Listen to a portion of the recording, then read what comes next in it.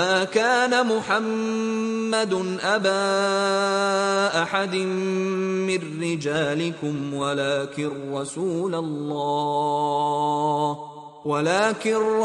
الله وخاتم النبيين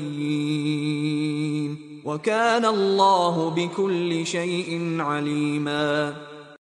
السلام عليكم ورحمة الله وبركاته Tamim. Wa alaykoum assalam wa rahmatullahi wa barakatuh Ismaël. Aujourd'hui est une journée bien triste. Pourquoi dis-tu cela? Mon meilleur copain était absent aujourd'hui. Muallima nous a dit que son père est mort et qu'à présent sa sœur et lui sont orphelins. J'ai beaucoup pensé à notre cher prophète Mohammed sallallahu alayhi wa sallam qui lui n'a jamais connu son père, subhanallah. Qu'Allah accorde sa miséricorde au père de ton ami. Allah yarahmou.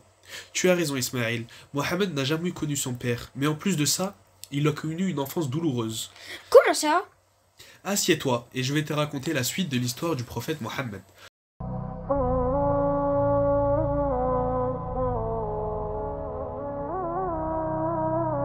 Le prophète resta chez les Banu Saad, la tribu de sa nourrice Halima, jusqu'à ce qu'il eût atteint l'âge de 4 ou 5 ans.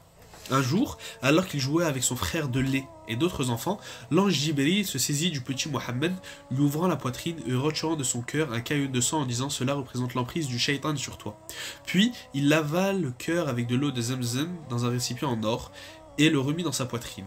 Son frère de lait eut peur et s'empressa d'appeler sa mère Halima en lui disant « On a tué Mohammed ». Lorsque Halima arriva auprès du petit Mohammed, elle le trouva en bonne santé. Seul son visage était pâle.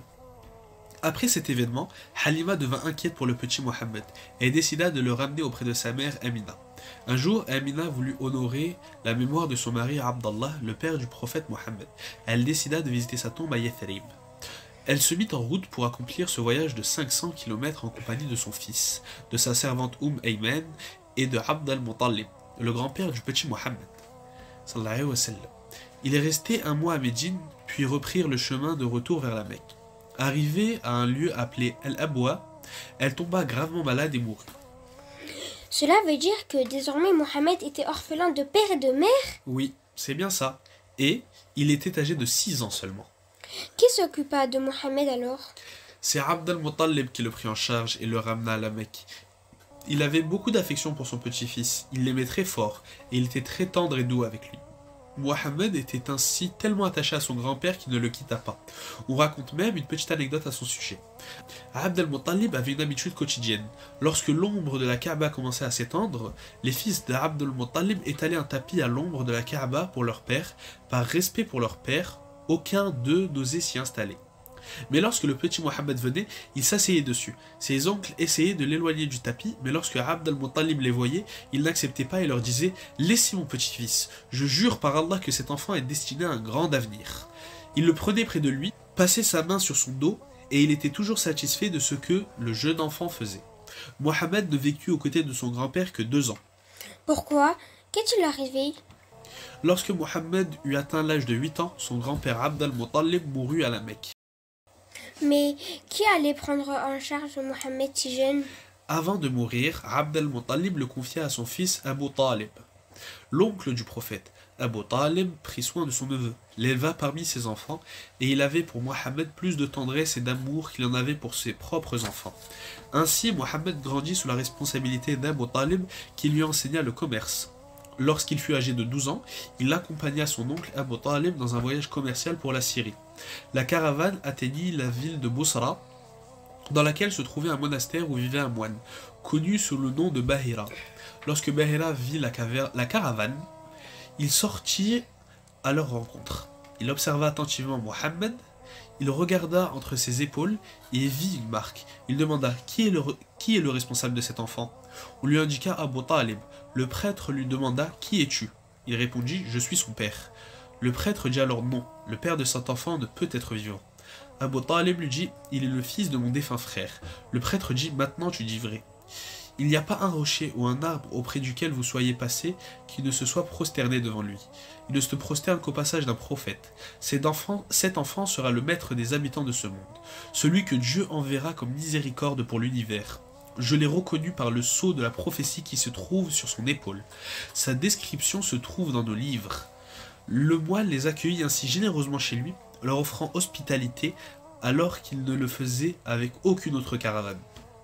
Il demanda à Abu Talib de ramener immédiatement son neveu à la Mecque et de ne pas continuer son voyage commercial vers la Syrie car les Juifs qui se trouvaient là-bas pourraient lui faire du mal. Abu Talib renvoya alors Mohammed en compagnie d'hommes de confiance à la Mecque. Les années passèrent et Mohammed grandissait sous la protection d'Allah, loin de toute pratique des polythéistes et loin de tout culte voué aux idoles. Il était le mieux éduqué, le plus pudique et le plus sincère, le plus honnête et le plus équitable, à tel point qu'il fut surnommé El-Amin, le fidèle, le digne de confiance. Il respectait les liens du sang, était hospitalier, accomplissait des bonnes œuvres et il ne se nourrissait que du fruit de son travail et se contentait du minimum.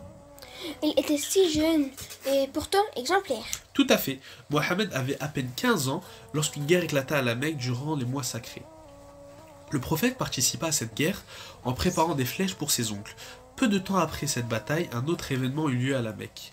Un homme de la tribu des Zubayd vint à la Mecque où il vendit quelques marchandises à un homme du nom de Al-As ibn Wail as-Sahmi.